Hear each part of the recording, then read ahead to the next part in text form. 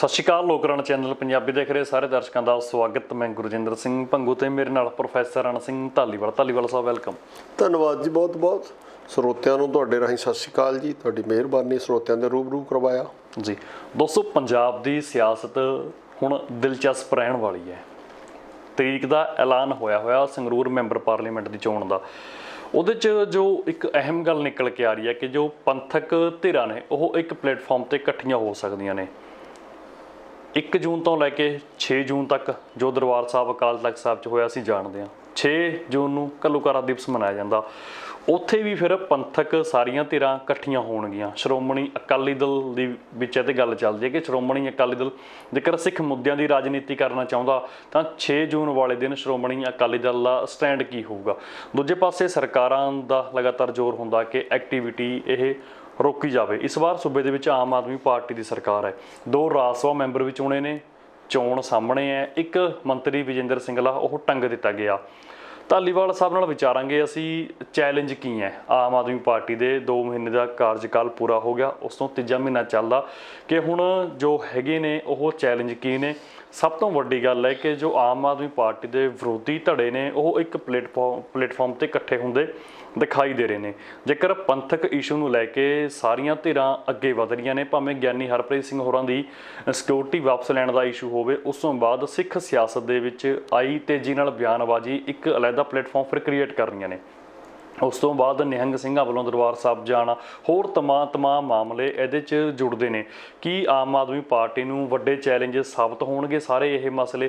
ਇਹਦੇ 'ਤੇ ਧਾਲੀਵਾਲ ਸਾਹਿਬ ਨਾਲ ਗੱਲਬਾਤ ਕਰਾਂਗੇ ਕਿਉਂਕਿ ਸੰਗਰੂਰ ਸੀਟ 'ਤੇ ਤੁਸੀਂ ਜਾਣਦੇ ਹੋ ਸਿਮਰਨਜੀਤ ਸਿੰਘ ਮਾਨ ਨੂੰ ਕਹਿੰਦੇ ਕਿ ਅਸੀਂ ਅਪੀਲ ਕਰਾਂਗੇ ਸਾਰੀਆਂ ਪੰਥਕ ਧਿਰਾਂ ਨੂੰ, ਭਾਵੇਂ ਸ਼੍ਰੋਮਣੀ ਅਕਾਲੀ ਦਲ ਯੂਨਾਈਟਿਡ ਹੋਵੇ, ਸ਼੍ਰੋਮਣੀ ਅਕਾਲੀ ਦਲ 1920 ਹੋਵੇ ਰਵਿੰਦਰ ਸਿੰਘ ਹੋਰਾਂ ਦਾ, ਜਾਂ ਫਿਰ ਸ਼੍ਰੋਮਣੀ ਅਕਾਲੀ ਦਲ ਬਾਦਲ ਪਰਿਵਾਰ ਹੋਵੇ, ਕਿ ਤੁਸੀਂ ਸਾਨੂੰ ਸਪੋਰਟ ਕਰੋ।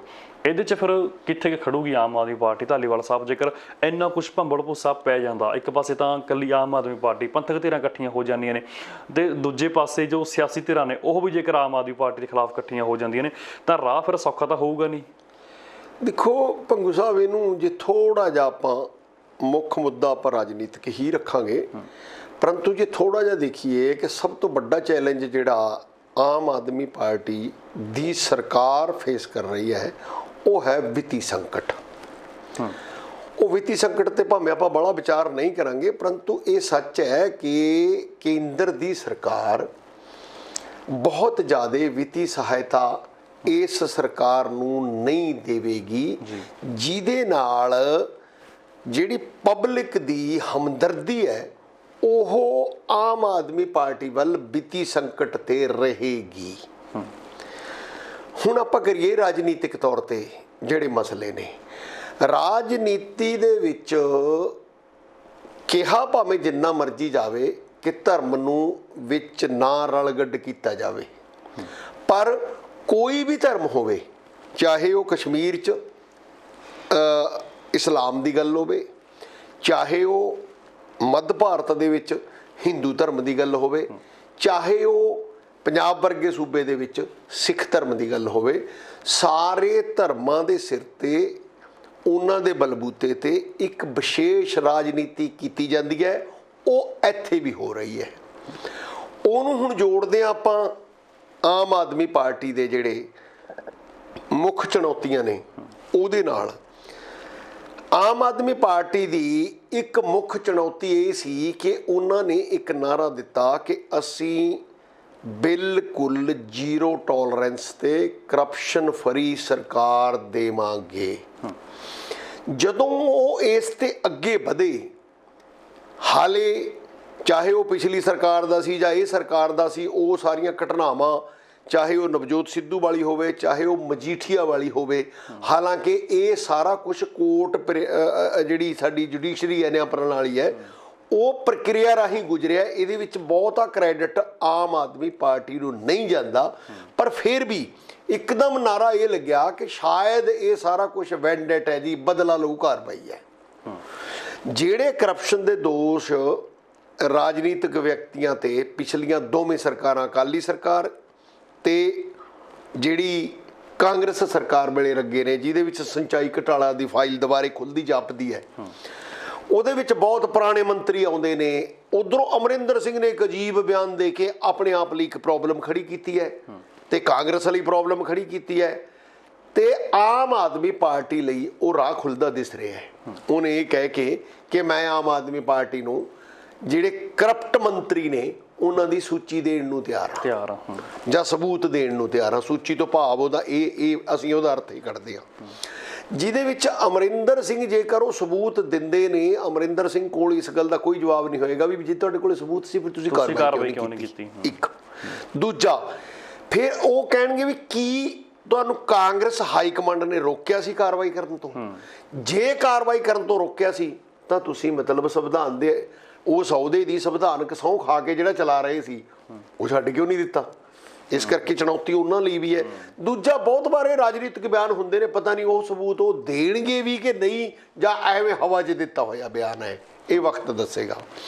ਪਰੰਤੂ ਇਸ ਚੁਣੌਤੀ ਨੂੰ ਦੇਖਦੇ ਹੋਏ ਆਮ ਆਦਮੀ ਪਾਰਟੀ ਨੇ ਇਹ ਵਿਸ਼ਲੇਸ਼ਣ ਬਾਅਦ 'ਚ ਹੋਏਗਾ ਕਿ ਉਹਨੂੰ ਸਜ਼ਾ ਹੁੰਦੀ ਹੈ, ਸਬੂਤ ਮਿਲਦੇ ਨੇ ਨਹੀਂ ਮਿਲਦੇ, ਕੋਰਟ ਪ੍ਰਕਿਰਿਆ ਦੇ ਵਿੱਚ ਉਹ ਆ ਗਿਆ।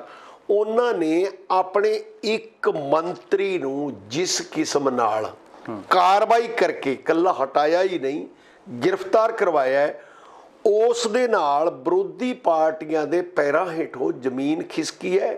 ਕਿਉਂਕਿ ਜਿਹੜਾ ਵਿਰੋਧੀ ਪਾਰਟੀਆਂ ਕੋਲ ਇੱਕ ਸਭ ਤੋਂ ਵੱਡਾ ਨਾਅਰਾ ਹੁੰਦਾ ਹੈ ਕਿ ਇਹ ਜੀ ਰਾਜਨੀਤਿਕ ਬਦਲਾ ਲਊ ਕਾਰਵਾਈ ਹੈ, ਹੁਣ ਕਿਸੇ ਕੋਲੇ ਇਹ ਬਹਾਨਾ ਨਹੀਂ ਰਹੇਗਾ ਕਿ ਆਮ ਆਦਮੀ ਪਾਰਟੀ ਕਰਪਸ਼ਨ ਦੇ ਨਾਂ ਹੇਠ ਆਪਣੇ ਵਿਰੋਧੀਆਂ ਨੂੰ ਨੁੱਕਰੇ ਲਾਉਣ ਲਈ ਰਾਜਨੀਤਿਕ ਬਦਲਾ ਲਊ ਕਾਰਵਾਈ ਕਰਕੇ ਆਪਣਾ ਇੱਕ ਏਜੰਡਾ ਚਲਾ ਰਹੀ ਹੈ।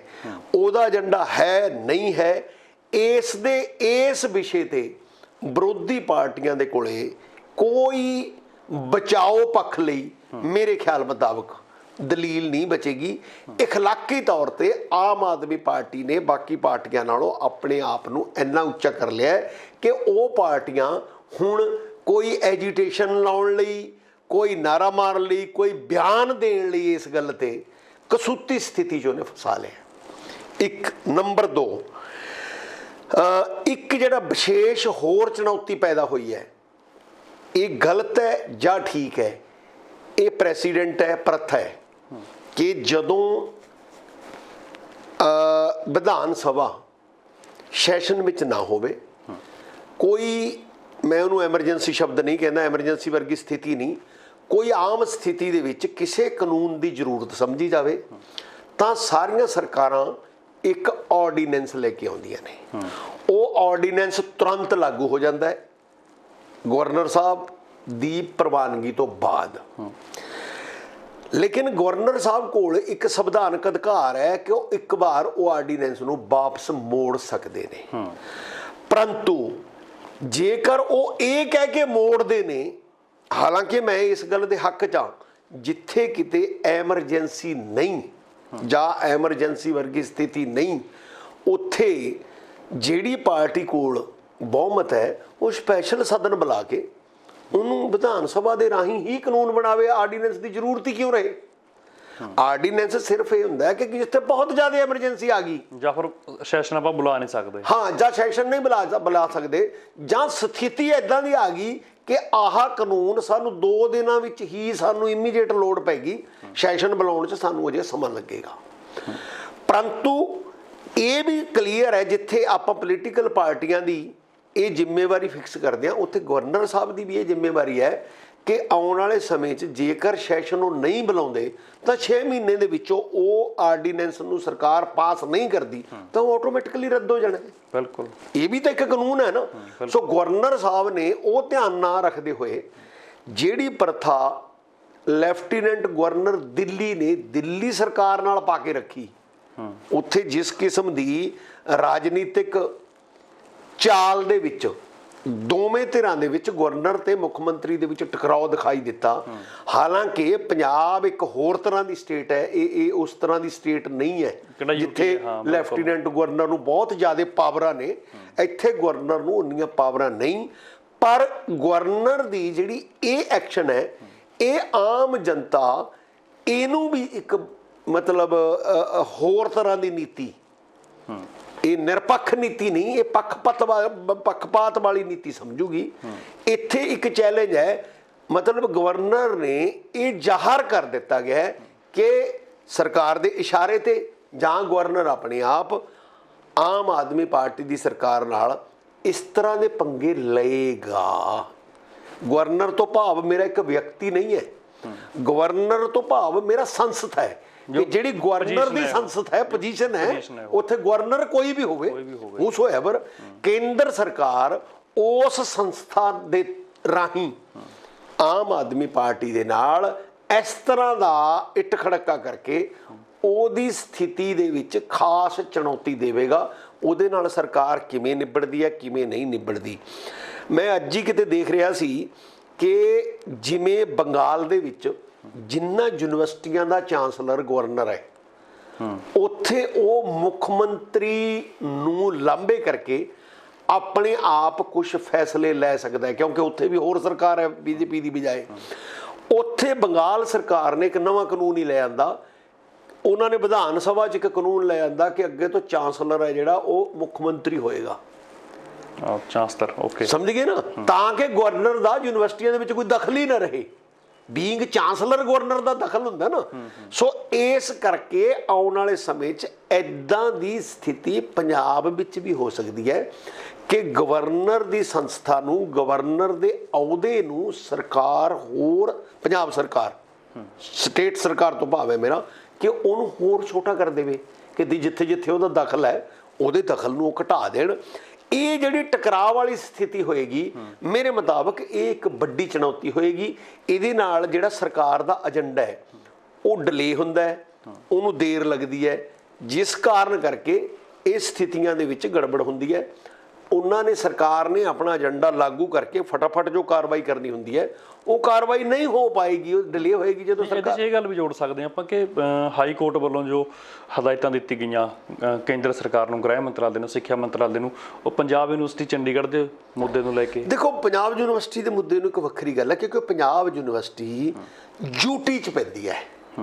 ਪੰਜਾਬ ਯੂਨੀਵਰਸਿਟੀ ਦੇ ਵਿੱਚ ਪੰਜਾਬ ਸਰਕਾਰ ਦਾ ਸਿੱਧਾ ਦਖਲ ਇਸ ਲਈ ਨਹੀਂ ਹੈ ਕਿਉਂਕਿ ਉਹ ਯੂਨੀਅਨ ਟੈਰੀਟਰੀ ਦੇ ਵਿੱਚ ਸਥਿਤ ਹੈ। ਨਹੀਂ ਵੀ ਕਿ ਲੋਕਾਂ ਦੀ ਨਜ਼ਰਾਂ ਦੇ ਵਿੱਚ ਆਮ ਆਦਮੀ ਪਾਰਟੀ ਨੂੰ ਸਵਾਲਾਂ ਦੇ ਘੇਰੇ 'ਚ ਖੜੇ ਕਰਤਾ ਉਹਨਾਂ ਨੇ ਕਿ ਤੁਹਾਡੀ ਉਦੋਂ ਵਕੀਲਾਂ ਦੀ ਟੀਮ ਕਿੱਥੇ ਸੀ ਜਦੋਂ ਡਿਬੇਟ ਹੋ ਰਹੀ ਸੀ। ਹਾਂ, ਉਹ ਤੁਹਾਡੀ ਗੱਲ ਨਾਲ ਮੈਂ ਸਹਿਮਤ ਹਾਂ। ਇਹਦੇ ਵਿੱਚ ਮੈਂ ਗੱਲ ਸਿੰਪਲੀ ਇਹ ਕਰਦਾ ਕਿ ਆਉਣ ਵਾਲੇ ਸਮੇਂ 'ਚ ਇੱਥੇ ਟਕਰਾਅ ਵਧਣ ਦੀ ਸੰਭਾਵਨਾ ਹੈ। ਜਿਵੇਂ ਜਿਵੇਂ ਇਹ ਟਕਰਾਅ ਜੇਕਰ ਵੱਧਦਾ ਹੈ ਤਾਂ ਆਪਦੇ ਆਪ 'ਚ ਇਹ ਇੱਕ ਚੁਣੌਤੀ ਹੈ। ਉਹ 'ਚੋਂ ਕਿਸ ਤਰ੍ਹਾਂ ਦੀ ਸਥਿਤੀ ਹੈ, ਆਮ ਆਦਮੀ ਪਾਰਟੀ ਕਿਵੇਂ ਨਿਬੜੇਗੀ, ਗਵਰਨਰ ਦੀ ਸੰਸਥਾ ਕਿਵੇਂ ਨਿਬੜੇਗੀ, ਇਹ ਸਮਝ ਇੱਕ ਵੱਡਾ ਚੈਲੰਜ ਆ, ਇੱਕ ਵੱਡਾ ਚੈਲੰਜ ਬਣਦਾ ਜਾ ਰਿਹਾ ਜੋ ਦਿਖਾਈ ਦੇ ਰਿਹਾ। ਹੁਣ ਆਪਾਂ ਸਿੱਧਾ ਰਾਜਨੀਤਿਕ ਸਿਚੁਏਸ਼ਨ 'ਚ, ਅੱਜ ਦੀ ਸਥਿਤੀ ਜੋ ਰਾਜਨੀਤਿਕ ਸਥਿਤੀ ਹੈ ਉਹ ਚਾਹੀਏ ਕਿ ਆਮ ਆਦਮੀ ਪਾਰਟੀ ਨੇ ਹਾਲ ਦੀ ਘੜੀ ਦੋ ਗੱਲਾਂ ਤੇ ਬੜਾ ਕਲੀਅਰ ਫੈਸਲਾ ਲਿਆ ਕਿ ਪਹਿਲਾ ਇਹ ਹੋ ਗਿਆ ਕਿ ਇਸ ਫੈਸਲੇ ਦੇ ਤਹਿਤ ਉਹਨਾਂ ਨੇ ਕੀ ਕੀਤਾ ਕਿ ਆਪਣੇ ਮੁਤਾਬਕ ਬਿਊਰੋਕ੍ਰੇਸੀ ਦੇ ਆਫੀਸਰਸ ਤਬਦੀਲ ਕਰਕੇ, ਬਦਲ ਕੇ ਕਾਮਯਾਬੀ ਨਾਲ ਸ਼ਾਸਨ ਚਲਾਇਆ। ਕਾਨੂੰਨ ਵਿਵਸਥਾ ਠੀਕ ਕਰਨ ਲਈ ਉਹਨਾਂ ਨੇ ਐਕਟਿਵ ਕੀਤਾ ਸਾਰੇ ਸਿਸਟਮ ਨੂੰ, ਤੇ ਕਰਪਸ਼ਨ ਦੇ ਉੱਤੇ ਵਿਸ਼ੇਸ਼ ਧਿਆਨ ਦੇ ਕੇ ਇੱਕ ਇਮੇਜ ਕਮਾਇਆ ਹੈ ਕਿ ਅਸੀਂ ਵਾਕਈ ਕਰਪਸ਼ਨ ਫਰੀ ਸਰਕਾਰ ਦੇਣ ਵਾਲੇ ਹਾਂ। ਹੁਣ ਜਿਹੜੀਆਂ ਬਾਕੀ ਵਿਰੋਧੀ ਪਾਰਟੀਆਂ ਨੂੰ ਇਹ ਸਾਰਾ ਸੂਟ ਨਹੀਂ ਕਰਦਾ, ਉਹਨਾਂ ਨੂੰ ਲੱਗਦਾ ਕਿ ਇਹ ਤੇ ਸਾਰਾ ਕੁਝ ਠੀਕ ਹੋ ਗਿਆ ਇਹਨਾਂ ਦਾ। ਤਾਂ ਉਹ ਕਾਨੂੰਨ ਵਿਵਸਥਾ ਜਿਹੜੀ ਲਾ ਐਂਡ ਆਰਡਰ ਦੀ ਜਿਹੜੀ ਸਥਿਤੀ ਕਹਿੰਦੇ ਆਪਾਂ, ਉਸ ਨੂੰ ਚੁਣੌਤੀਪੂਰਨ ਬਣਾਉਣ ਲਈ ਜਿਹੜੀਆਂ ਵੀ ਕੋਈ ਏਜੰਸੀਆਂ ਕੰਮ ਕਰਨਗੀਆਂ, ਕੇਂਦਰ ਸਰਕਾਰ ਤੇ ਇੱਥੋਂ ਦੀਆਂ ਜਿਹੜੀਆਂ ਆਪ ਤੋਂ ਬਿਨਾਂ ਹੋਰ ਕੋਈ ਰਾਜਨੀਤਿਕ ਪਾਰਟੀਆਂ ਨੇ, ਉਹ ਉਸ ਸਥਿਤੀ ਵਿੱਚ ਇਹੋ ਜਿਹਾ ਰੋਲ ਕਰਨਗੀਆਂ ਜਿਹੜੇ ਵਿੱਚ ਉਹ ਸਥਿਤੀ ਗੁੰਝਲਦਾਰ ਤੇ ਖਰਾਬ ਹੋਵੇ। ਸਪੈਸ਼ਲੀ ਜਿਹੜੀ ਗੱਲ ਤੁਸੀਂ ਕਹੀ ਹੈ ਕਿ ਸਿੱਖ ਸਮਾਜ ਹਰ ਸਾਲ ਜਦੋਂ 6 ਜੂਨ ਜਾਂ ਜੂਨ ਦਾ ਪਹਿਲਾ ਹਫਤਾ ਜਿਹੜਾ ਆਉਂਦਾ ਹੈ, ਇਹਨੂੰ ਉਹ ਘੱਲੂਘਾਰਾ ਦਿਵਸ ਦੇ ਤੌਰ ਤੇ ਸੈਲੀਬ੍ਰੇਟ ਕਰਦੇ ਨੇ। ਉਹਦੇ ਨਾਲ ਸਿੱਖ ਭਾਵਨਾਵਾਂ ਜਿਹੜੀਆਂ ਦਰਬਾਰ ਸਾਹਿਬ ਤੇ ਹਮਲੇ ਨਾਲ ਜੁੜੀਆਂ ਨੇ, ਉਹਨਾਂ ਨੂੰ ਇੱਕ ਦਿੱਕਤ ਤਾਂ ਆਉਂਦੀ ਹੈ ਉਹ ਭਾਵਨਾਵਾਂ ਹਰ ਸਾਲ ਛਲਕਦੀਆਂ ਨੇ, ਕਿਉਂਕਿ ਉਸ ਸਾਰੀ ਸਿਚੁਏਸ਼ਨ ਤੇ ਜੋ ਉਦੋਂ ਟੈਰਰਿਜ਼ਮ ਹੋਇਆ, ਅੱਤਵਾਦ ਆਇਆ, ਅੱਤਵਾਦ ਤੋਂ ਬਿਨਾਂ ਸਿੱਖ ਦੰਗੇ ਹੋਏ ਜਿਹੜੇ ਇੰਦਰਾ ਗਾਂਧੀ ਦੇ ਮਰਡਰ ਤੋਂ ਤੁਰੰਤ ਬਾਅਦ ਕਤਲੇਆਮ ਹੋਇਆ, ਉਹ ਕਤਲੇਆਮ ਹੋਇਆ, ਉਹਦੇ ਵਿੱਚ ਜਿਹੜਾ ਉਹ ਹੋਇਆ ਉਹ ਤਾਂ ਮੰਦਭਾਗਾ ਸੀ, ਇਹਦੇ ਬਾਰੇ ਕੋਈ ਦੋ ਰਾਇਆਂ ਨਹੀਂ, ਪਰੰਤੂ ਉਸ ਦੇ ਉੱਤੇ ਕੋਈ ਬਹੁਤਾ ਇਨਸਾਫ ਦਿਖਾਈ ਨਹੀਂ ਦਿੱਤਾ ਕਿ ਆਹ ਸਰਕਾਰਾਂ ਨੇ, ਸਮੇਂ ਦੀਆਂ ਸਰਕਾਰਾਂ ਨੇ ਇਸ ਕਮਿਊਨਿਟੀ ਨੂੰ ਜਾਂ ਦੋਸ਼ੀਆਂ ਨੂੰ ਸਜ਼ਾਵਾਂ ਦੇ ਕੇ ਕੋਈ ਇਨਸਾਫ ਕੀਤਾ। ਇਨਸਾਫ ਤਾਂ ਮਿਲਿਆ ਹੀ ਨਹੀਂ। ਇਹਦੇ ਕਰਕੇ ਉਹ ਭਾਵਨਾਵਾਂ ਇਸ ਤਰ੍ਹਾਂ ਪਈਆਂ ਨੇ ਕਿ ਉਹ ਜਦੋਂ ਮਰਜ਼ੀ ਫੇਰ ਭੜਕਦੀਆਂ ਨੇ, ਫੇਰ ਭੜਕਾਈਆਂ ਜਾ ਸਕਦੀਆਂ ਨੇ। ਸੋ ਇਸ ਵਾਰ ਫੇਰ ਇਹ ਲੱਗ ਰਿਹਾ ਹੈ ਕਿ ਬੜੀ ਦੇਰ ਬਾਅਦ, 15 ਸਾਲਾਂ ਬਾਅਦ, 2 ਵਾਰੀ ਬਾਦਲ ਦੀ ਸਰਕਾਰ ਨਿਕਲ ਗਈ, ਇੱਕ ਵਾਰ ਫੇਰ ਆਪਣੇ ਅਮਰਿੰਦਰ ਸਿੰਘ ਦੀ ਸਰਕਾਰ ਨਿਕਲ ਗਈ, ਉਦੋਂ ਪਹਿਲਾਂ ਇੱਕ ਵਾਰੀ ਕੈਪਟਨ ਦੀ ਸਰਕਾਰ ਆ ਗਈ। 2 ਤੋਂ 7 ਮਤਲਬ ਇਹ 20 ਸਾਲ ਉਸ ਤੋਂ ਪਹਿਲਾਂ ਅਕਾਲੀ ਦਲ ਦੀ ਸਰਕਾਰ ਬਣੀ ਸੀ, ਉਹ ਜਿਹੜੀ 85 ਵਾਲੀ ਕਹਿ ਲਓ, ਉਹ ਟੁੱਟ ਗਈ ਸੀ ਬਰਨਾਲਾ ਸਰਕਾਰ। ਉਦੋਂ ਬਾਅਦ ਇਹ ਜਿਹੜੀਆਂ ਭਾਵਨਾਵਾਂ ਨੂੰ ਵਧੀਆ ਤਰੀਕੇ ਨਾਲ, ਸੁਖਦਾਈ ਤਰੀਕੇ ਨਾਲ ਉਹਨਾਂ ਨੂੰ ਸੈਟਲ ਨਹੀਂ ਕੀਤਾ ਗਿਆ। ਉਹ ਭਾਵਨਾਵਾਂ ਹਰ ਸਾਲ ਇੱਕ ਵਿਧੀਵਤ ਤਰੀਕੇ ਨਾਲ ਵੱਖ-ਵੱਖ ਏਜੰਸੀਆਂ ਵੱਲੋਂ ਦੁਬਾਰਾ ਭੜਕਾਈਆਂ ਜਾਂਦੀਆਂ ਨੇ, ਤੇ ਜਿਹੜੇ ਸਿੱਖਾਂ ਦੀਆਂ ਭਾਵਨਾਵਾਂ ਬਲੂੰਦਰੀਆਂ ਨੇ ਉਹ ਉਸ ਵਹਿਣ 'ਚ ਬਹਿ ਜਾਂਦੇ ਨੇ।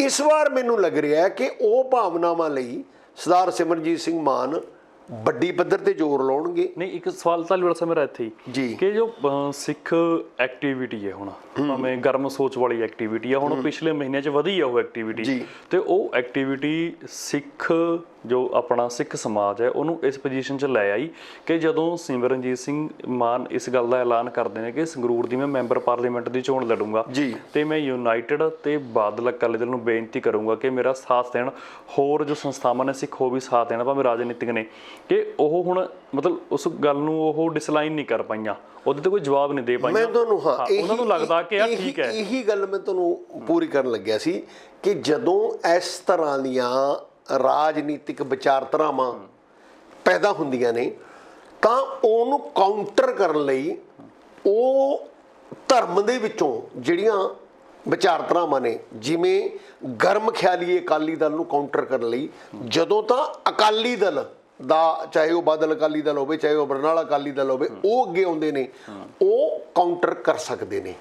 ਪਰੰਤੂ ਜਦੋਂ ਦੂਸਰੇ ਹੋਰ ਕੋਈ ਲੋਕ ਜਿਹੜੇ ਉਹ ਧਰਮ ਨਾਲ ਸੰਬੰਧਿਤ ਨਹੀਂ, ਉਹ ਕਾਊਂਟਰ ਕਰਦੇ ਨੇ, ਕਾਊਂਟਰ ਆਰਗੂਮੈਂਟ ਦਿੰਦੇ ਨੇ, ਤਾਂ ਉਹਦੇ ਨਾਲ ਉਹ ਭਾਵਨਾਵਾਂ ਸਗੋਂ ਜ਼ਿਆਦਾ ਭੜਕਦੀਆਂ ਨੇ। ਇਹੀ ਗੱਲ ਮੈਂ ਕਰਨਾ। ਇਸ ਵਾਰ ਇਸ ਜਿਹੜੀ ਰਾਜਨੀਤਿਕ ਚਾਲ ਤੇ ਜਦੋਂ ਸਿਮਰਜੀਤ ਸਿੰਘ ਮਾਨ ਜਾਂ ਹੋਰ ਕੋਈ ਪੰਥਕ ਤਾਕਤਾਂ ਜਿਹੜੀਆਂ ਬਾਦਲ ਅਕਾਲੀ ਦਲ ਵਾਂਗੂ ਨਰਮ ਦਲੀਆਂ ਵਾਂਗੂ ਨਹੀਂ ਚੱਲਣਗੀਆਂ, ਉਹ ਗਰਮ ਬਿਆਨ ਦੇਣਗੀਆਂ। ਦੂਜੇ ਪਾਸੇ ਜਿਵੇਂ ਸਿੱਖ ਜਸਟਿਸ ਵਾਲਿਆਂ ਨੇ ਆਪਦਾ ਰੌਲਾ ਪਾਇਆ ਹੋਇਆ ਹੈ, ਉਹ ਵੀ ਆਪਦਾ ਰੌਲਾ ਪਾਉਣਗੇ। ਜਾਂ ਉਹਦੇ ਵਿੱਚ ਜਿਹੜਾ ਦੀਪ ਸਿੱਧੂ ਦੇ ਮਰਨ ਉਪਰੰਤ ਜਿਸ ਕਿਸਮ ਦਾ ਇਕੱਠ ਦਿਖਾਇਆ ਗਿਆ, ਉਹ ਭਾਵਨਾਵਾਂ ਇਕੱਠੀਆਂ ਕਰਕੇ ਉਹਨਾਂ ਨੂੰ ਇੱਕ ਤਾਕਤ ਮਿਲੀ। ਉਹ ਸਾਰੇ ਕਿਸੇ ਦੇ ਵਿੱਚੋਂ ਜਿਹੜੀਆਂ ਏਜੰਸੀਆਂ ਨੇ, ਜਾਂ ਜਿਹੜੀਆਂ ਏਜੰਸੀਆਂ ਮੈਂ ਸ਼ਬਦ ਨਹੀਂ ਕਹਿੰਦਾ, ਜਿਹੜੀਆਂ ਪਾਰਟੀਆਂ ਨੇ, ਜਿਵੇਂ ਅਕਾਲੀ ਦਲ ਮੈਂ ਕਹਿਣਾ, ਉਹ ਰਾਜਨੀਤਿਕ ਵਿਚਾਰਧਾਰਾਵਾਂ ਨੇ, ਉਹ ਵਿਚਾਰ ਨੂੰ ਕਾਊਂਟਰ ਕਰਨਾ ਸੀ, ਉਹ ਇੱਥੇ ਸਾਇਲੈਂਟ ਹੁੰਦੀਆਂ ਜਾਪਦੀਆਂ ਨੇ ਇਸ ਸਥਿਤੀ ਦੇ ਵਿੱਚ। ਉਹਨਾਂ ਨੂੰ ਲੱਗਦਾ ਜੇ ਕਾਊਂਟਰ ਕਰਾਂਗੇ ਸਾਡਾ ਨੁਕਸਾਨ ਹੋਊਗਾ। ਉਹਨਾਂ ਨੂੰ ਇਹ ਲੱਗਦਾ ਕਿ ਸਥਿਤੀ ਵਿਗੜਨ ਦੇ ਉਪਰੰਤ ਸਾਨੂੰ ਕੁਝ ਮਿਲੇਗਾ, ਜੇਕਰ ਆਪ ਸਰਕਾਰ ਨੂੰ ਕੋਈ ਚੈਲੰਜ ਪੈਦਾ ਹੁੰਦਾ ਤਾਂ ਸਾਡੀ ਵਾਰੀ ਆਏਗੀ। ਸਮਝ ਲਈਏ ਨਾ। ਉਹ ਇਸ ਕਰਕੇ ਸਾਇਲੈਂਟ ਨੇ ਕਿ ਜੇਕਰ ਇਹ ਥੈਲੀ ਖੁੱਲੇਗੀ ਉਦੋਂ ਬਾਅਦ ਸਾਡੀ ਲੜਾਈ ਸ਼ੁਰੂ ਹੋਏਗੀ। ਸਮਝੇ ਨਾ। ਮੈਂ ਇਸ ਕਰਕੇ ਕਹਿਣਾ ਹੁਣ ਰਾਜਨੀਤਿਕ, ਯਾਨੀ ਕਿ ਹਵਾ ਭਰੀ ਜਾ ਰਹੀ ਹੈ ਇਸ ਗਵਾਰੇ। ਹਾਂ, ਰਾਜਨੀਤਿਕ ਚੋਣ ਆ ਗਈ। ਉਹ ਚੋਣ ਦੇ ਵਿੱਚ ਸਭ ਤੋਂ ਵੱਡਾ ਇਸ਼ੂ ਤਾਂ ਹੈਗਾ ਚੁਣੌਤੀ ਕਿ ਉੱਥੇ ਕੈਂਡੀਡੇਟ ਕੌਣ ਆਉਂਦਾ ਹੈ। ਆਪ ਵੱਲੋਂ, ਸਾਰਿਆਂ ਵੱਲੋਂ। ਬਾਦਲ ਦਲ ਉੱਥੋਂ ਬਚ ਕੇ ਨਿਕਲਣਾ ਚਾਹੁੰਦਾ ਹੈ ਕਿ ਸਾਡੀ ਇੱਜ਼ਤ ਵੀ ਰਹਿ ਜੇ ਤੇ ਸਾਡਾ ਇਹ ਵੀ ਪਤਾ ਨਾ ਲੱਗੇ ਕਿ ਸਾਡੀ ਵੋਟ ਸਾਡੇ ਕੋਲ ਹੈ ਹੀ ਨਹੀਂ ਜਾਂ ਘੱਟ ਹੈ। ਉਹਨਾਂ ਵੱਲੋਂ ਇੱਕ ਪ੍ਰਪੋਜ਼ਲ ਆ ਰਹੀ ਹੈ ਕਿ ਸ਼ਾਇਦ ਉਹ ਪੰਥਕ ਏਕਤਾ ਦੇ ਵਿੱਚ ਪਰਮਿੰਦਰ ਸਿੰਘ ਢੀਂਡਸੇ ਦਾ ਸਪੋਰਟ ਕਰ ਦੇਣ, ਕਿਉਂਕਿ ਪਰਮਿੰਦਰ ਸਿੰਘ ਢੀਂਡਸਾ ਜੇਕਰ ਅਕਾਲੀ ਦਲ, ਬਾਦਲ, ਢੀਂਡਸਾ ਅਕਾਲੀ ਦਲ, ਆਪਣੀ ਅਮਰਿੰਦਰ ਦੀ ਕਾਂਗਰਸ ਵਿਦ ਬੀਜੇਪੀ ਤੇ ਬੀਜੇਪੀ, ਇਹ ਸਾਰੇ ਕਿਉਂਕਿ ਉਹ ਪਰਮਿੰਦਰ ਨਾਲ ਤਾਂ ਠੀਕ ਹੈ ਨਾ, ਪਰਮਿੰਦਰ ਢੀਂਡਸਾ ਨਾਲ ਤਾਂ ਬੀਜੇਪੀ ਦਾ, ਜੇ ਉਹ ਅਲਾਇੰਸ ਦਾ ਕੈਂਡੀਡੇਟ ਬਣ ਜਾਂਦਾ ਹੈ ਤਾਂ ਇਹ ਲੱਗ ਰਿਹਾ ਹੈ ਕਿ ਉਹ ਸਨਮਾਨਯੋਗ ਵੋਟ ਲੈ ਕੇ ਜਾ ਸਕਦਾ ਹੈ। ਮੈਂ ਹਾਲ ਦੀ ਘੜੀ ਇਹ ਤਾਂ ਨਹੀਂ ਲੈ ਕੇ ਕਹਿੰਦਾ ਕਿ ਵੀ ਉਹ ਜਿੱਤ ਜਾਏਗਾ, ਪਰ ਇੱਕ ਚੁਣੌਤੀ ਹੁੰਦੀ ਹੈ ਇੱਕ ਸਥਿਤੀ ਦੇ ਵਿੱਚ, ਜੇ ਉਹ ਜਿੱਤਣਾ ਤਾਂ ਇੱਕ ਨਹੀਂ ਹੁੰਦਾ ਤਾਂ ਮੇਰੇ ਖਿਆਲ ਮੁਤਾਬਕ ਉਹ ਸਨਮਾਨਯੋਗ ਵੋਟ ਲੈ ਕੇ ਜਾ ਸਕਦਾ ਹੈ। ਜੇਕਰ ਉਹ ਸਨਮਾਨਯੋਗ ਵੋਟ ਲੈ ਕੇ ਜਾ ਸਕਦਾ ਹੈ ਤਾਂ ਫਿਰ ਆਉਣ ਵਾਲੇ ਸਮੇਂ 'ਚ ਬੀਜੇਪੀ ਦੀ ਅਗਵਾਈ ਦੇ ਵਿੱਚ ਕੀ ਅਕਾਲੀ ਦਲ ਦੁਆਰੇ ਇਕੱਠੇ ਹੋ ਸਕਦੇ ਨੇ ਆਪ ਲਈ। ਪਰੰਤੂ ਮੈਨੂੰ ਇਹ ਲੱਗਦਾ ਹੈ ਕਿ ਇੱਕ ਵਿਸ਼ੇਸ਼ ਫਿਰਕੇ ਦੀ ਵੋਟ, ਜਿਹੜੀ ਤੁਸੀਂ ਸਿਮਰਨਜੀਤ ਮਾਨ ਦੀ ਗੱਲ ਕਰ ਰਹੇ ਹੋ, ਉਹ ਇੱਕ ਵਿਸ਼ੇਸ਼ ਵਰਗ ਦੀ ਵੋਟ ਹੈ, ਫਿਰਕੇ ਦੀ ਵੀ ਨਹੀਂ ਮੈਂ ਕਹਿੰਦਾ, ਇੱਕ ਵਿਸ਼ੇਸ਼ ਵਰਗ ਹੈ ਉਸ ਫਿਰਕੇ ਦੇ ਵਿੱਚ ਵੀ ਉਹਦੀ ਵੋਟ ਲਿਜਾ ਸਕਦਾ ਹੈ ਜੋ ਸਿਮਰਨਜੀਤ ਮਾਨ ਦੀ ਸੋਚ ਫੋਲੋ ਕਰਦੇ ਨੇ। ਹਾਂ, ਜਿਹਨੂੰ ਤੁਸੀਂ ਥੋੜਾ ਜਿਹਾ ਗਰਮ ਦਲੀਏ ਕਹਿ ਲਈਏ ਅਸੀਂ, ਉਹ ਉਹਨਾਂ ਦੀ ਵੋਟ ਲਿਜਾ ਸਕਦਾ। ਇਸ ਤੋਂ ਬਿਨਾਂ ਸਿਮਰਜੀਤ ਸਿੰਘ ਮਾਨ ਸੰਗਰੂਰ ਜ਼ਿਲ੍ਹੇ ਦੇ ਵਿੱਚ ਮਲੇਰਕੋਟਲਾ ਕੰਸਟੀਚੁਐਂਸੀ ਦੇ ਵਿੱਚ ਬਹੁਤ ਸਾਰੀ ਮੁਸਲਿਮ ਵੋਟ ਪ੍ਰਭਾਵਿਤ ਕਰਦੇ ਨੇ, ਬਿਲਕੁਲ, ਜਿਹੜੀ ਇਹ ਲੱਗ ਰਿਹਾ ਇਹ ਚਾਲ ਵੀ ਹੈ। ਅਦਰਵਾਈਜ਼ ਉਹ ਐਂਟੀ ਬੀਜੇਪੀ ਹੋ ਕੇ ਉਹ ਆਪ ਨੂੰ ਪੈ ਸਕਦੀ ਹੈ ਆਰਾਮ ਨਾਲ। ਪਰੰਤੂ ਜੇ ਸਿਮਰਜੀਤ ਮਾਨ ਆਉਂਦੇ ਨੇ ਤਾਂ ਮੇਰੇ ਖਿਆਲ ਮੁਤਾਬਕ ਇਹਦੇ ਨਾਲ ਆਪ ਦੀ ਤਾਕਤ ਘਟੂਗੀ, ਉਹ ਵੋਟ ਸਿਮਰਜੀਤ ਮਾਨ ਵੱਲ ਪੈ ਸਕਦੀ ਹੈ। ਇਹ ਇਦਾਂ ਦੀ ਸਟ੍ਰੈਟਜੀ ਹੋ ਸਕਦੀ ਹੈ। ਤੀਸਰੀ ਗੱਲ ਆਪਾਂ ਕਰੀਏ ਆਪ ਦੀ। ਆਪ ਦੇ ਵਿੱਚੋਂ ਇੱਕ ਰੌਲਾ ਪਿਆ ਹੋਇਆ, ਉਹ ਜਾਣਬੁੱਝ ਕੇ ਪਾਇਆ ਜਾ ਰਿਹਾ ਹੈ, ਸ਼ਰਾਰਤੀ ਅਨਸਰਾਂ ਵੱਲੋਂ ਹੈ, ਆਪਣੇ ਵੱਲੋਂ ਹੈ, ਜਦੋਂ ਕਿ ਭਗਵੰਤ ਮਾਨ ਵੱਲੋਂ ਅਜੇ ਕੋਈ ਇਸ ਤਰ੍ਹਾਂ ਦਾ ਬਿਆਨ ਨਹੀਂ ਹੈ। ਪਰੰਤੂ ਮੀਡੀਆ ਵਿੱਚ ਇਸ ਗੱਲ ਦਾ ਬਹੁਤ ਪ੍ਰਚਾਰ ਹੈ ਕਿ ਭਗਵੰਤ ਮਾਨ ਦੇ ਭੈਣ ਉਹ ਉਮੀਦਵਾਰ ਹੋਣਗੇ, ਪਰ ਸਪਸ਼ਟ ਵੀ ਨਹੀਂ ਕੀਤੀ ਭਗਵੰਤ ਮਾਨ ਨੇ ਗੱਲ। ਮੈਂ ਉਹੀ ਕਹਿਣਾ ਕਿ ਇਹ ਸਪਸ਼ਟ ਵੀ ਨਹੀਂ ਕੀਤੀ ਕਿ ਉਹ ਨਹੀਂ ਹੋਣਗੇ, ਇਹ ਵੀ ਨਹੀਂ ਕਿਹਾ ਕਿ ਉਹ ਹੋਣਗੇ। ਪਰੰਤੂ ਇਹ ਜ਼ਰੂਰ ਹੈ, ਇਹ ਇੱਕ ਵੱਡਾ ਚੈਲੰਜ ਹੈ ਕਿ ਇਹ ਅੱਜ ਨਹੀਂ, ਇਹ ਜਦੋਂ ਆਮ ਆਦਮੀ ਪਾਰਟੀ ਤਾਕਤ ਚ ਆਈ ਸੀ, ਜੇ ਤੁਹਾਡੇ ਯਾਦ ਹੋਵੇ, ਮੈਂ ਤੁਹਾਨੂੰ ਇੱਕ ਪ੍ਰੋਗਰਾਮ 'ਚ ਉਦੋਂ ਹੀ ਕਿਹਾ ਸੀ ਕਿ ਆਉਣ ਵਾਲੇ ਸਮੇਂ 'ਚ ਸੰਗਰੂਰ ਪਾਰਲੀਮੈਂਟ ਦੀ ਸੀਟ ਹੈ ਜਿਹੜੀ ਇਹ ਵੱਡੀ ਚੁਣੌਤੀ ਹੋਏਗੀ। ਹਾਂ, ਬਿਲਕੁਲ ਗੱਲ ਹੋਈ ਸੀ। ਹਾਂ, ਮੈਂ ਉਦੋਂ ਵੀ ਕਿਹਾ ਸੀ ਕਿ ਜੇਕਰ ਉਹ ਚਰਚਾ ਹੈ, ਉਦੋਂ ਵੀ ਚਰਚਾ ਸੀ ਕਿ ਉਹਨਾਂ ਦੇ ਸਿਸਟਰ ਨੇ ਜਿਹੜੇ ਉਹ ਉਮੀਦਵਾਰ ਹੋ ਸਕਦੇ ਨੇ, ਤਾਂ ਜਿਵੇਂ ਆਪਾਂ ਪਹਿਲਾਂ ਸਿੰਗਲਾ ਸਾਹਿਬ ਜਿਹੜੇ ਮੰਤਰੀ ਨੇ, ਇਹਨਾਂ ਫੜਨ ਤੋਂ ਬਾਅਦ ਵਿਰੋਧੀ ਧਿਰ ਦੇ ਹੱਥ ਕੋਲ ਬਿਆਨ ਨੂੰ ਦੇਣ ਨੂੰ ਕੋਈ ਗੱਲ ਨਹੀਂ ਰਹਿੰਦੀ। ਇਸ ਕਰਕੇ ਵਿਰੋਧੀ ਧਿਰ ਕੋਲ ਇੱਕ ਬਹੁਤ ਵੱਡਾ ਮੁੱਦਾ ਆਊਗਾ ਕਿ ਆਹ ਪਰਿਵਾਰਵਾਦ ਤੇ ਕਾਂਗਰਸ ਦੇ ਪਰਿਵਾਰਵਾਦ ਦੇ ਵਿੱਚ ਕੀ ਫਰਕ ਹੈ, ਫਿਰ ਕੀ ਫਰਕ ਹੈ। ਇਹਦਾ ਜਵਾਬ ਦੇਣਾ ਆਮ ਆਦਮੀ ਪਾਰਟੀ ਲਈ ਜ਼ਰੂਰ ਮੁਸ਼ਕਿਲ ਹੋਏਗਾ। ਇਹ ਉਹਨੂੰ ਅਜੀਬ ਸਥਿਤੀ 'ਚ ਲੈ ਕੇ ਆ ਸਕਦਾ ਹੈ। ਚਲੋ, ਕੈਂਡੀਡੇਟ ਕੋਈ ਵੀ ਹੋ ਸਕਦਾ, ਜ਼ਰੂਰੀ ਨਹੀਂ ਕਿ ਉਹ ਹੋਣ, ਪਰ ਇਹ ਕਿਉਂਕਿ ਪ੍ਰਚਾਰ ਜ਼ਰੂਰ ਹੋ ਰਿਹਾ, ਕਿਉਂਕਿ ਮੀਡੀਆ ਤੋਂ ਪਤਾ ਲੱਗ ਰਿਹਾ ਕਿ ਉੱਥੇ ਕੁਝ ਪੋਸਟਰ ਲੱਗੇ ਨੇ ਇੱਦਾਂ ਦੇ, ਜਿੱਥੇ ਉਹ ਇਹਨਾਂ ਦੇ ਸਿਸਟਰ ਦਾ ਨਾਂ ਜਿਹੜਾ ਉਭਾਰਿਆ ਜਾ ਰਿਹਾ ਹੈ। ਹਾਂ, ਇਹਨੂੰ ਤੁਸੀਂ ਇਹ ਕਹਿ ਲਓ ਕਿ ਟੈਸਟ ਕੀਤਾ ਜਾ ਰਿਹਾ ਹੈ ਜਾਂ ਕੀ ਹੈ, ਲੋਕਾਂ ਦਾ ਮੂਡ ਚੈੱਕ ਹੋ ਰਿਹਾ ਜਾਂ ਕੀ ਹੈ।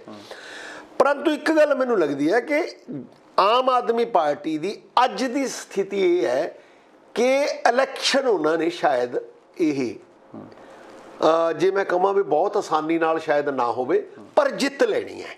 ਹਾਲੇ ਉਹ ਬੜਾ ਘੱਟ ਸਮਾਂ ਹੋਇਆ ਆਪਣੇ ਕੰਮ ਦੇ ਸਿਰ ਦੇ ਉੱਤੇ ਜਾਂ ਫਿਰ ਸਰਕਾਰ ਕੰਮ ਦੇ ਸਿਰ ਦੇ ਉੱਤੇ। ਦੂਸਰਾ, ਜਿਹੜੀ ਪਿਛਲੀ ਵੋਟ ਪਈ ਹੈ ਨਾ, ਇੰਨੀ ਜਲਦੀ ਵੋਟ ਦਾ ਟੁੱਟ ਜਾਣਾ, ਮੈਨੂੰ ਇਹ ਲੱਗਿਆ ਜਿੱਡੀ ਭਾਰੀ ਗਿਣਤੀ ਨਾਲ ਉਹਨਾਂ ਨੇ ਜਿਹੜੀਆਂ ਸੀਟਾਂ ਜਿੱਤੀਆਂ ਨੇ ਉਸ ਜ਼ਿਲ੍ਹੇ 'ਚ, ਉਸ ਕਿਸਮ ਨਾਲ ਮੈਨੂੰ ਲੱਗਦਾ ਕਿ ਉਹ ਪਾਰਲੀਮੈਂਟ ਦੀ ਕੰਸਟੀਚੁਐਂਸੀ 'ਚ ਇਹ ਔਖਾ ਹੈ। ਹਾਂ, ਇੱਕ ਇਹ ਪਹਿਲੂ ਹੈ ਕਿ 2 ਵਾਰ ਭਗਵੰਤ ਮਾਨ ਜਿੱਤੇ ਨੇ ਉੱਥੋਂ ਲਗਾਤਾਰ। ਦੂਸਰਾ, ਉੱਥੋਂ ਕਾਂਗਰਸ ਦਾ ਜਿਹੜਾ ਕੋਈ ਵੀ ਚੰਗਾ ਕੈਂਡੀਡੇਟ ਉੱਭਰ ਕੇ ਸਾਹਮਣੇ ਨਹੀਂ ਆ ਰਿਹਾ। ਜੇਕਰ ਉਸ ਜ਼ਿਲ੍ਹੇ ਦੀ ਗੱਲ ਕਰੀਏ, ਜਾਂ ਉਹ ਦਲਵੀਰ ਗੋਲਡੀ ਜਾਂ ਵਜਿੰਦਰ ਸਿੰਘਲਾ, ਦਲਵੀਰ ਗੋਲਡੀ ਨਾਲੋਂ ਮੈਨੂੰ ਇਹ ਲੱਗਦਾ ਚਾਹੀਦਾ ਤਾਂ ਵਜਿੰਦਰ ਸਿੰਘਲਾ ਹੈ। ਕਿਉਂਕਿ ਦੇਖੋ, ਜੇ ਅਸੀਂ ਕਹੀਏ ਵੀ ਜਿੰਨਾ ਚਿਰ ਤਾਂ ਤਾਕਤ ਦਾ ਆਨੰਦ ਲਵੇ ਉਹ ਤਾਂ ਵਜਿੰਦਰ ਸਿੰਘਲਾ ਲਵੇ, ਤੇ ਜੇ ਉਹ ਤਾਕਤ ਦਾ ਆਨੰਦ ਲਿਆ ਉਹਨੇ ਤੇ ਹੁਣ ਉਹ ਚੈਲੰਜ ਕਬੂਲ ਕਰੇ। ਸਿਆਸਤ 'ਚ ਰਹਿਣ ਲਈ ਕਈ ਵਾਰੀ ਹਾਰਾਂ ਮਿਲਦੀਆਂ ਨੇ, ਕਈ ਵਾਰੀ ਜਿੱਤ ਮਿਲਦੀ ਹੈ, ਇਹ ਤਾਂ ਚੱਲਦਾ ਰਹਿੰਦਾ ਹੈ। ਹਾਰ ਜਿੱਤ ਤਾਂ ਸਾਰਿਆਂ ਨੂੰ ਨਹੀਂ ਮਿਲਦੀ। ਇਹ ਵੀ ਗੱਲ ਸੀ ਕਿ ਨਵਜੋਤ ਸਿੰਘ ਸਿੱਧੂ ਵੀ ਲੜ ਸਕਦੇ। ਨਵਜੋਤ ਸਿੰਘ ਸਿੱਧੂ ਦੀ ਸਥਿਤੀ ਹੁਣ ਇਹ ਨਹੀਂ ਨਾ ਪਤਾ ਵੀ ਹੁਣ ਉਹ ਕਿਹੜੀ ਪਾਰਟੀ 'ਚ ਨੇ। ਹਜੇ ਤਾਂ ਕਾਂਗਰਸ ਨੇ, ਭਾਵੇਂ ਨੇ, ਪਰ ਕਾਂਗਰਸ ਵਾਲਿਆਂ ਦੇ ਵਿੱਚ ਜੋ ਕੁਝ ਉਹ ਦਿਖਾਈ ਦੇ ਰਿਹਾ ਹੈ, ਉਹਦੇ ਵਿੱਚ ਉਹਨਾਂ ਦਾ ਕੁਝ ਉਸ ਕਿਸਮ ਨਾਲ ਲੱਗ ਨਹੀਂ ਰਿਹਾ ਕਿ ਕਾਂਗਰਸ 'ਚ ਉਹਨਾਂ ਦੀ ਕੋਈ ਬਹੁਤ ਵਧੀਆ ਪੋਜੀਸ਼ਨ ਹੈ। ਜਿਸ ਕਿਸਮ ਨਾਲ ਉਹ ਕਾਂਗਰਸ ਦੇ ਉਲਟ ਬੋਲਦੇ ਨੇ, ਉਹ ਲੜ ਸਕਦੇ ਸੀ। ਦੂਜਾ, ਇਸ ਸਥਿਤੀ 'ਚ ਮੈਨੂੰ ਲੱਗਦਾ ਨਹੀਂ ਕਿ ਨਵਜੋਤ ਸਿੰਘ ਸਿੱਧੂ ਜਾਂ ਤਾਂ ਉਹਨਾਂ ਨੂੰ ਵਾਂਗਡੋਰ ਸੰਭਾਲੀ ਹੁੰਦੀ ਕਾਂਗਰਸ ਦੀ, ਫਿਰ ਤਾਂ ਠੀਕ ਹੈ। ਇਸ ਸਥਿਤੀ ਦੇ ਵਿੱਚ ਉਹ ਕਿਉਂ ਇਲੈਕਸ਼ਨ ਹਾਰ ਕੇ ਆਪਣੀ ਬੇਇੱਜ਼ਤੀ ਕਰਾਉਣਗੇ? ਮਤਲਬ ਇਹ ਚੈਲੰਜ ਕਿਉਂ ਕਬੂਲ ਕਰਨਗੇ? ਜੇ ਤਾਂ ਇਹ ਪਤਾ ਹੋਵੇ ਨਾ ਕਿ ਹਾਈ ਕਮਾਂਡ ਦਾ ਉਹਨਾਂ ਦੇ ਸਿਰ ਤੇ ਹੱਥ ਹੈ, ਹਾਈ ਕਮਾਂਡ ਉਹਨਾਂ ਨੂੰ ਪ੍ਰਧਾਨਗੀ ਤੋਂ ਨਾ ਲਾਉਂਦੀ, ਉਹ ਚੈਲੰਜ ਕਬੂਲ ਕਰਦੇ, ਹੋ ਸਕਦਾ ਉਹ ਇਸ ਤਰ੍ਹਾਂ ਦੇ ਵਿਅਕਤੀ ਨੇ, ਉਹ ਚੈਲੰਜ ਲੈ ਲੈਂਦੇ ਨੇ, ਚੈਲੰਜ ਹੋ ਸਕਦਾ ਕਬੂਲ ਵੀ ਕਰ ਲੈਂਦੇ। ਸੋ ਉਹਦੇ ਕਰਕੇ ਕਾਂਗਰਸ ਕੋਲ ਕੋਈ ਦਿਖਾਈ ਨਹੀਂ ਦੇ ਰਿਹਾ ਇੱਕਦਮ ਕਿ ਬਹੁਤ ਵੱਡਾ ਕੈਂਡੀਡੇਟ ਉਹ ਦੇ ਸਕਣ। ਆਮ ਆਦਮੀ ਪਾਰਟੀ ਨੂੰ ਇਸ ਚੈਲੰਜ ਦੇ ਵਿੱਚ ਇੱਕ ਗੱਲ ਦਾ ਫਾਇਦਾ ਹੈ ਕਿ ਜੇਕਰ ਉਹਨਾਂ ਦਾ ਕੈਂਡੀਡੇਟ ਭਾਵੇਂ ਹਾਲੇ ਡਿਸਾਈਡ ਨਹੀਂ, ਪਰ ਵਿਰੋਧੀਆਂ ਦਾ ਵੀ ਕੋਈ ਬਹੁਤ ਭਾਰੀ ਕੈਂਡੀਡੇਟ ਉੱਤੇ ਡਿਸਾਈਡ ਨਹੀਂ ਹੋ ਰਿਹਾ ਕਿ ਕੌਣ ਹੈ। ਸੋ ਇਸ ਵਿੱਚ ਇਹ ਰਾਜਨੀਤਿਕ ਚੁਣੌਤੀ ਇੱਕ ਵੱਡੀ ਹੈ। ਪਰ ਇੱਕ ਗੱਲ ਜਿਹੜੀ ਮੈਂ ਹੋਰ ਸਮਝਦਾ ਕਿ ਜਿਹੜੇ ਇਸ ਮੰਤਰੀ ਤੇ ਕਾਰਵਾਈ ਕਰਕੇ ਜੋ ਆਮ ਆਦਮੀ ਪਾਰਟੀ ਨੇ ਲਾਹਾ ਖੱਟਿਆ, ਉਹਦੇ ਵਿੱਚ ਇੱਕ ਗੱਲ ਮੈਂ ਸਮਝਦਾ ਕਿ ਵਿਦਿਨ ਦਾ ਪਾਰਟੀ, ਆਮ ਆਦਮੀ ਪਾਰਟੀ ਦੇ ਵਿੱਚ 92 MLAs ਦੇ ਵਿੱਚ ਜੋ ਇੱਕ ਚੈਲੰਜ ਸੀ, ਜਿਹੜਾ ਭਗਵੰਤ ਮਾਨ ਦਾ ਕੱਦ 92 MLAs ਦੇ ਵਿੱਚ ਹਾਲ ਦੀ ਘੜੀ ਉਹ ਬਹੁਤ ਵੱਡਾ ਨਹੀਂ ਸੀ ਸਮਝਿਆ ਜਾਂਦਾ। ਇਹ ਸਮਝਿਆ ਜਾਂਦਾ ਸੀ ਕਿ ਇਹ 92 ਦੇ ਵਿੱਚੋਂ ਇਹ ਵੀ ਇੱਕ ਉਦਾਂ ਦਾ ਹੀ ਲੀਡਰ ਹੈ, ਸਾਡੇ ਵਰਗਾ ਹੀ ਹੈ। ਉਹ ਕੱਦ ਉਹਨੇ ਬਹੁਤ ਵੱਡਾ ਕਰ ਲਿਆ। ਮਤਲਬ ਹੁਣ ਕੋਈ ਜਿਹੜੇ MLA ਜਿਹੜੇ ਉਹਨੂੰ ਬਾਈ ਭਗਵੰਤ ਕਹਿੰਦੇ ਸੀ ਨਾ, ਉਹ ਬਾਈ ਭਗਵੰਤ ਕਹਿਣ ਵਾਲੀ ਪੋਜੀਸ਼ਨ 'ਚ ਨਹੀਂ ਰਹੇ, ਉਹ ਸਾਰੇ CM ਸਾਹਿਬ ਕਹਿਣ ਵਾਲੀ ਪੋਜੀਸ਼ਨ 'ਚ ਆ ਗਏ। ਤੇ ਜੇ ਉਹਨਾਂ ਨੂੰ ਇਹ ਜਵਾਬ ਮਿਲਦਾ ਵੀ CM ਸਾਹਿਬ ਜੇ ਮੀਟਿੰਗ 'ਚ ਨੇ, ਥੋੜਾ ਵੇਟ ਕਰੋ, ਤਾਂ ਉਹਨਾਂ ਦੀ ਇਹ ਜ਼ਰੂਰਤ ਨਹੀਂ ਹੋਏਗੀ ਕਿ ਵੀ ਅਸੀਂ ਤਾਂ ਜੀ ਖਾਸ ਬੰਦੇ CM ਸਾਹਿਬ ਦੇ, ਅਸੀਂ ਤਾਂ ਹੁਣ ਮਿਲ ਲਾਂਗੇ। ਉਹਦੇ ਵਿੱਚ ਜਿਹੜੀ ਮੈਨੂੰ ਇਹ ਲੱਗਦਾ ਕਿ ਐਡਮਿਨਿਸਟ੍ਰੇਸ਼ਨ ਦੇ ਵਿੱਚ, ਚਾਹੇ ਉਹ ਸਰਕਾਰ ਦੀ ਐਡਮਿਨਿਸਟ੍ਰੇਸ਼ਨ ਹੋਵੇ ਚਾਹੇ ਬਿਊਰੋਕ੍ਰੇਸੀ ਦੀ ਹੋਵੇ, ਉਹ 'ਚ ਹਾਇਰਾਰਕੀ ਹੈ ਜਿਹੜੀ ਉਹ ਬੜੀ ਇੰਪੋਰਟੈਂਟ ਹੈ। ਉਹ ਹਾਇਰਾਰਕੀ ਹੈ ਜਿਹੜੀ ਉਹ ਕਰਨ 'ਚ ਭਗਵੰਤ ਮਾਨ ਬਿਲਕੁਲ ਕਾਮਯਾਬ ਹੋਏ ਨੇ। ਤੇ ਇਸ ਕਰਕੇ ਹੁਣ ਆਉਣ ਵਾਲੇ ਸਮੇਂ 'ਚ ਕੋਈ ਵੀ ਉੱਥੇ ਪ੍ਰੈਸ਼ਰ ਗਰੁੱਪ ਬਣਾ ਕੇ ਵੀ ਮੈਨੂੰ ਆਹ ਮੰਤਰੀ ਬਣਾਓ ਜੀ, ਮੈਨੂੰ ਆਹ ਮਹਿਕਮਾ ਦਿਓ ਜੀ, ਮੈਨੂੰ ਇਹ ਲੱਗਦਾ ਕਿ ਉਸ ਸਥਿਤੀ ਨੂੰ ਬਹੁਤ ਵਧੀਆ ਤਰੀਕੇ ਨਾਲ ਉਹ ਹੈਂਡਲ ਕਰਨ 'ਚ ਕਾਮਯਾਬ ਹੋਏ ਨੇ। ਸੋ ਇਹਨਾਂ ਜਿਹੜੀਆਂ ਚੁਣੌਤੀਆਂ ਤੇ ਮੈਨੂੰ ਮਹਿਸੂਸ ਹੁੰਦਾ ਹੈ ਕਿ ਇਸ ਤਰ੍ਹਾਂ ਦੀ ਸਿਚੁਏਸ਼ਨ ਹੈ, ਜਿਹੜੀ ਰਾਜਨੀਤਿਕ ਚੁਣੌਤੀ ਹੈ ਵਿਰੋਧੀ ਪਾਰਟੀਆਂ ਤੋਂ, ਉਹ ਕੋਈ ਬਹੁਤ ਵੱਡੀ ਨਹੀਂ ਦਿਖਾਈ ਦੇ ਰਹੀ। ਜੋ ਸੰਗਰੂਰ ਦੀ ਇਲੈਕਸ਼ਨ ਹੈ, ਇਹ ਇੱਕ ਵੱਡੀ ਚੁਣੌਤੀ ਹੈ ਕਿ ਜੇਕਰ ਮਾਰਜਨ ਸਿਗਨੀਫੀਕੈਂਟਲੀ ਮਹੱਤਵਪੂਰਨ ਤਰੀਕੇ ਨਾਲ ਘਟਦਾ ਹੈ, ਭਾਵੇਂ ਇਲੈਕਸ਼ਨ ਜਿੱਤ ਲੈਂਦੀ ਆਮ ਆਦਮੀ ਪਾਰਟੀ, ਫਿਰ ਉਹਦੀ ਖਾਸੀ ਕਿਰਕਿਰੀ ਹੋਊਗੀ। ਜੇਕਰ ਕਿਉਂਕਿ ਪਹਿਲਾਂ ਬਹੁਤ ਵੱਡੇ ਮਾਰਜਨ ਨਾਲ ਜਿੱਤੇ ਹੋਏ ਨੇ, ਇਸ ਲਈ ਹੁਣ ਵੀ ਉਹ ਸੀਟ ਉਹਨਾਂ ਨੂੰ ਵੱਡੇ ਮਾਰਜਨ ਨਾਲ ਜਿੱਤ ਕੇ, ਫੇਰ ਤਾਂ ਮਾਰਜਨ ਨਾਲ ਜਿੱਤਦੇ ਨੇ ਤਾਂ ਇੱਜ਼ਤ ਬਚਦੀ ਹੈ। ਨਹੀਂ, ਆਪਦੇ ਆਪ 'ਚ ਉਹ ਸੀਟ ਜਿੱਤਣੀ ਮੈਨੂੰ ਲੱਗਦਾ ਚੁਣੌਤੀ ਨਹੀਂ ਹੈਗੀ, ਚੁਣੌਤੀ ਉਹਨੇ ਮਾਰਜਨ ਨਾਲ ਜਿੱਤਣੀ ਹੈ। ਇਹ ਮੇਰੇ ਖਿਆਲ ਮੁਤਾਬਕ ਵੱਡੀ ਗੱਲ ਹੈ। ਜੇਕਰ ਨਹੀਂ ਜਿੱਤਦੇ ਤਾਂ ਜ਼ਰੂਰ ਇਹਦਾ ਖਮਿਆਜ਼ਾ ਭੁਗਤਣਾ ਪਏਗਾ ਆਉਣ ਵਾਲੇ ਸਮੇਂ 'ਚ। ਉਹਨਾਂ ਦੀ ਜਿਹੜੀ ਨੁਕਤਾਚੀਨੀ ਸ਼ੁਰੂ ਹੋਏਗੀ। ਸੋ ਇਹਨਾਂ ਗੱਲਾਂ ਤੇ ਮੈਨੂੰ ਲੱਗ ਰਿਹਾ ਕਿ ਇਸ ਕਿਸਮ ਨਾਲ ਜਿਹੜੀ ਆਮ ਆਦਮੀ ਪਾਰਟੀ ਨੂੰ ਵੱਡੀਆਂ ਚੁਣੌਤੀਆਂ ਨੇ, ਸਰਕਾਰ ਬਣਾਉਣੀ ਹੈ, ਗਵਰਨਰ ਸਾਹਿਬ ਨਾਲ ਕਿੱਦਾਂ ਨਿਬੜਨਾ ਹੈ, ਮੰਤਰੀ ਹੋਰ ਕੌਣ ਬਣਾਉਣੇ ਨੇ, ਇਹ ਮੰਤਰੀ ਵਾਲੇ ਇਸ਼ੂ ਤੇ ਉਹਨਾਂ ਨੇ ਟੈਕਲ ਕਰ ਲਿਆ। ਮੈਨੂੰ ਲੱਗਦਾ ਉਹ ਬਹੁਤਾ ਪ੍ਰੈਸ਼ਰ ਨਹੀਂ ਆਊਗਾ ਕਿ ਕੌਣ ਬਣਾਉਣੇ ਨੇ। ਤੇ ਅੱਗੇ ਤੋਂ ਮੀਡੀਆ ਆਪਾਂ ਰਲ ਕੇ ਚਰਚਾ ਕਰਾਂਗੇ ਵੀ ਉਹ ਬਣਨਾ ਚਾਹੀਦਾ ਸੀ, ਉਹ ਨਹੀਂ। ਵਿਦਿਨ ਦੀ ਪਾਰਟੀ ਰੌਲਾ ਨਹੀਂ ਪਏਗਾ ਕਿ ਕੌਣ ਬਣਨਾ ਚਾਹੀਦਾ ਸੀ, ਕੌਣ ਨਹੀਂ ਬਣਨਾ ਚਾਹੀਦਾ। ਉਹ ਡਰ ਸਹਿਮ ਬਿਠਾਤਾ। ਇੱਕ ਜਿਹੜੀ ਹੋਰ ਗੱਲ ਹੈ ਕਿ ਜਿਹੜੇ 2-3 MLA ਆਪਾਂ ਦੇਖੀਏ ਜਿਨ੍ਹਾਂ ਦਾ ਚਰਚਾ ਹੈ, ਇੱਕ ਨੂੰ ਕਿਸੇ ਜਾਤੀ ਕੇਸ 'ਚ ਸਜ਼ਾ ਹੋ ਗਈ, ਇੱਕ ਦੇ ਕਿਸੇ ED ਦੀ ਰੇਡ ਹੋ ਗਈ, ਉਹਦੇ ਵਿੱਚੋਂ ਕੁਝ ਨਿਕਲਿਆ ਨਹੀਂ ਨਿਕਲਿਆ, ਉਹ ਸਾਰਾ ਕੁਝ ਮੀਡੀਆ 'ਚ ਸਪਸ਼ਟ ਨਹੀਂ ਹੋਇਆ ਕਿ ਉਹ ED ਦੀ ਰੇਡ ਭਾਵੇਂ ਹੋ ਗਈ, ਪਰ ਉਹ 'ਚ ਦੋਸ਼ ਕਿੰਨਾ ਕੁ ਪਾਇਆ ਗਿਆ ਕੋਈ। ਇਹ ਗੱਲਾਂ ਨੇ ਆਮ ਆਦਮੀ ਪਾਰਟੀ ਦਾ ਥੋੜਾ ਜਿਹਾ ਇਮੇਜ ਖਰਾਬ ਜ਼ਰੂਰ ਕੀਤਾ, ਪਰ ਫਿਰ ਵੀ ਉਹਦੇ ਵਿੱਚ ਅੱਗੇ ਕੀ ਹੁੰਦਾ ਹੈ ਇਹ ਸਮਾਂ ਦੱਸੇਗਾ। ਇੱਕ ਜਿਹੜੀ ਜਿਹੜਾ ਬੁਲਡੋਜ਼ਰ ਵਾਲਾ ਕੰਮ ਸ਼ੁਰੂ ਹੋਇਆ ਕਿ ਅਗਲਾ ਹੱਥ ਸੁਖ ਵਿਲਾਸ ਤੇ ਜਿਹੜਾ ਆਪਣਾ ਸਿਸਮਾ ਫਾਰਮ, ਇਹਨਾਂ ਨੂੰ ਪੈਂਦਾ ਕਿ ਨਹੀਂ ਪੈਂਦਾ, ਜੋ ਮੈਨੂੰ ਲੱਗ ਰਿਹਾ ਹੈ ਇਹ ਇੱਕ ਵੱਡੀ ਚੁਣੌਤੀ ਆ ਗਈ ਕਿ ਇਹ ਛੇੜ ਤਾਂ ਲਿਆ ਜ਼ਰੂਰ। ਮੈਨੂੰ ਇਹ ਲੱਗਦਾ ਕਿ ਆਮ ਆਦਮੀ ਪਾਰਟੀ ਨੂੰ ਇੱਥੇ ਹੱਥ ਪਾਉਣਾ ਪਊਗਾ। ਕੋਟ ਦਾ ਕੋਈ ਦਖਲ ਆ ਜਾਂਦਾ ਵਿੱਚ ਜਾਂ ਉਹਦੇ ਕਰਕੇ ਜੇਕਰ ਇਹ ਗਤੀਵਿਧੀ ਰੁਕ ਜਾਂਦੀ ਹੈ ਤਾਂ ਇਸ ਤੇ ਵੀ ਆਮ ਆਦਮੀ ਪਾਰਟੀ ਦੀ ਕਿਰਕਿਰੀ ਹੋਏਗੀ। ਜੇਕਰ ਅੱਗੇ ਵੱਧ ਕੇ ਇਹਨੂੰ ਬਾਖੂਬੀ ਸਫਲਤਾਪੂਰਵਕ ਜੀ। ਇਹ ਅੱਗੇ ਚਲਾ ਲੈਂਦੇ ਨੇ ਤਾਂ ਮੇਰਾ ਖਿਆਲ ਹੈ ਲੋਕਾਂ ਦੇ ਵਿੱਚ ਇਹ ਪਲੱਸ ਪੁਆਇੰਟ ਜਾਏਗਾ ਆਮ ਆਦਮੀ ਪਾਰਟੀ ਦੇ ਹੱਕ 'ਚ, ਕਿਉਂਕਿ ਪਿਛਲੇ ਸਮੇਂ 'ਚ ਇਹ ਦੇਖਿਆ ਮੁੱਖ ਮੰਤਰੀ ਬਣ ਕੇ ਬਹੁਤੇ ਵਿਅਕਤੀ ਪੁਰਾਣੇ ਮੁੱਖ ਮੰਤਰੀਆਂ ਨੂੰ ਛੇੜਦੇ ਨਹੀਂ, ਕਿਉਂਕਿ ਉਹਨਾਂ ਨੂੰ ਡਰ ਹੁੰਦਾ ਨਾ ਕਿ ਕੱਲ ਨੂੰ ਮੈਨੂੰ ਵੀ ਕੋਈ ਛੇੜੇਗਾ। ਬਿਲਕੁਲ। ਸ਼ਾਇਦ ਆਮ ਆਦਮੀ ਪਾਰਟੀ ਇੱਥੇ ਆ ਕੇ ਆਪਦਾ ਵੱਖਰੇਵਾਂ ਜਿਹੜਾ ਵੱਖਰਾਪਣ ਹੈ ਉਹ ਦਿਖਾਉਣ ਦੇ ਯਤਨ ਕਰ ਰਹੀ ਹੈ ਕਿ ਅਸੀਂ ਜਦੋਂ ਬੇਦਾਗੀਆਂ, ਸਾਨੂੰ ਇਸ ਗੱਲ ਦਾ ਕੋਈ ਡਰ ਨਹੀਂ ਕਿ ਆਉਣ ਵਾਲੇ ਸਮੇਂ 'ਚ ਸਾਨੂੰ ਕੋਈ ਕਿਉਂ ਛੇੜੇਗਾ। ਜੀ ਬਿਲਕੁਲ, ਧਾਲੀਵਾਲ ਸਾਹਿਬ ਬਹੁਤ ਬਹੁਤ ਸ਼ੁਕਰੀਆ। ਮਿਹਰਬਾਨੀ ਜੀ ਤੁਹਾਡੀ ਬਹੁਤ ਬਹੁਤ। ਦੋਸਤੋ ਸਾਡੇ ਨਾਲ ਜੁੜੇ ਹੋਏ ਸੀ ਪ੍ਰੋਫੈਸਰ ਰਣ ਸਿੰਘ ਧਾਲੀਵਾਲ। ਤੁਸੀਂ ਬਣੇ ਰਹੋ ਤੁਹਾਡੇ ਆਪਣੇ ਚੈਨਲ ਲੋਕ ਰਣ ਚੈਨਲ ਪੰਜਾਬੀ ਤੇ। ਧੰਨਵਾਦ।